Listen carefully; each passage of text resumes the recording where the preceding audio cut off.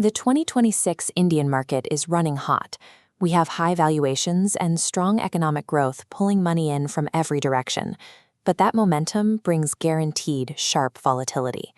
A sudden market crash is rarely what destroys a retail portfolio.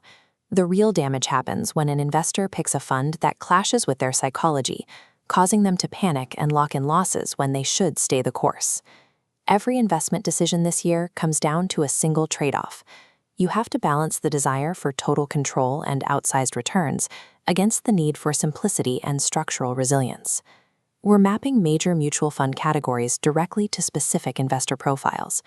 Match your timeline and temperament to the right structure, and you can automate your SIPs. Notice we aren't chasing last year's highest returners. That leads to dead ends. We're optimizing strictly for utility. Willpower usually fails during a 20% market correction. Aligning the structure of your fund to your specific needs creates a mechanical buffer against the emotional impulse to sell. If you want a completely hands-off core for your portfolio, you look at Flexi Cap funds. The Parikh Flexi Cap fund, which manages over 1.4 lakh crore rupees, is the prime example of this structure. By choosing this category, you are handing over total allocation control. The fund manager has the authority to move your capital across large-cap giants, emerging small caps, and even international equities. This freedom allows the manager to dynamically adjust the fund's internal weightings. If small-cap valuations become overheated, they can rotate heavily into stable large caps, naturally protecting your downside. But that defensive capability exacts a toll. Because the manager is holding steady assets and cash buffers, these funds will likely lag behind aggressive small or mid-cap funds during a raging bull market. Flexi caps are built for the pragmatist. You are intentionally trading peak fear of missing out gains for sleep-at-night resilience. For a conservative timeline where you need structural stability, you anchor the portfolio with large-cap or index funds. This could be an active option like the Nippon India Large Cap Fund or a passive Nifty 50 tracker. Here, you are making a conscious choice to limit your exposure exclusively to the top 100 established companies in India. This chart shows the behavior of a standard large cap trendline versus broader, more erratic market averages. By sticking to these mega caps, you secure rock-bottom expense ratios and deep liquidity during economic shocks. But these companies are already massive. A business worth billions cannot double in size overnight, meaning you hit a mathematical ceiling that limits the explosive growth seen in emerging sectors. Large-cap funds serve a specific purpose. They provide the liquidity and structural anchor needed to survive a broad market panic. They prioritize capital preservation over the rapid wealth creation seen in smaller categories. If you have a long runway, you can engage the market's high-risk growth engines, mid- and small-cap funds. We're looking at vehicles like the HDFC Mid-Cap Opportunities or the Nippon India Growth Mid-Cap Fund. You expose your capital to emerging companies.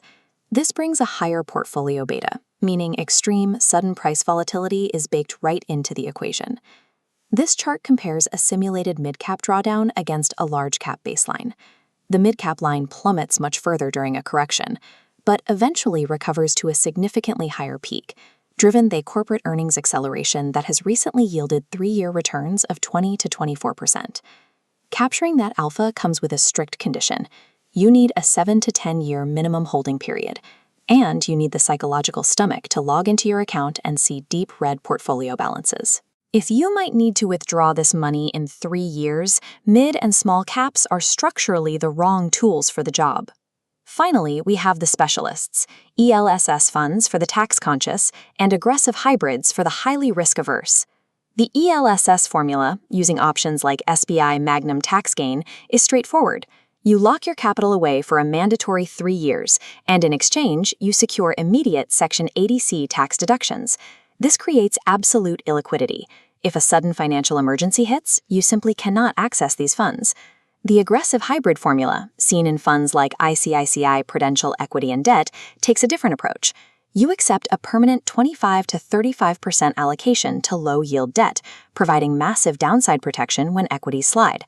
The cost of that safety is drag. Because a quarter of your money isn't invested in stocks, your overall returns will visibly lag behind pure equity funds during a raging bull market. Specialist funds perfectly solve distinct problems, like reducing your tax burden or managing fear, but they demand the highest structural compromises in exchange. Retail investors often drift into building fragmented 10-fund portfolios that overlap and dilute returns.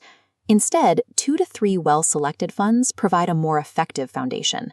Setup 1, the pragmatist: 50% Flexi Cap, 30% index, mixing active and passive. Setup 2, the optimizer: adds mid and small caps for a strict 10-year horizon. Setup 3, the defensive planner: ignores mid caps, relying on hybrids and large caps to strip away volatility. Once you lock in your setup, the final mechanical rule takes over. You must stay rigidly disciplined with your SIP inputs, regardless of the daily news cycle. Consistent capital deployment ensures that rupee cost averaging automatically buys you more units when prices drop.